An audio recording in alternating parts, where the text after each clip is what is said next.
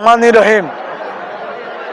বিএনপির মনোনীত প্রার্থী হোমাম কাদের চৌধুরীর নির্বাচনী মহাসমাবেশে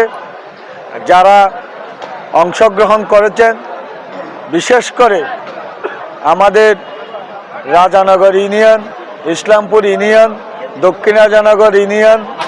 এবং হোসনাবাদ ইউনিয়ন, লালানগর ইউনিয়ন, 3 নম্বর স্বনির্ভর আঙ্গুনিয়া ইউনিয়ন, ফারুয়া ইউনিয়ন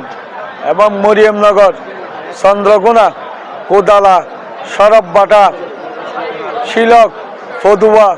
বেতাগী, ফোমরা পৌরসভা সহ নেতাকর্মীদের যে ঐক্যবদ্ধভাবে এসে আজকের মিছিল সহকারে এসে এই সমাবেশকে সফল করেছেন, সবাইকে আমি আমার ব্যক্তিগত পক্ষ থেকে আন্তরিক ধন্যবাদ এবং কৃতজ্ঞতা জানাচ্ছি এবং আশা করি আমাদের সমস্ত নেতাকর্মীরা আগামী 12 তারিখ ধানের শীষ মার্কা ভোট দিয়ে হোমাম কাদের চৌধুরীকে জয়যুক্ত করে বিএনপির চেয়ারম্যান জনাব তারেক রহমানের হাতকে শক্তিশালী করবেন এবং আমাদের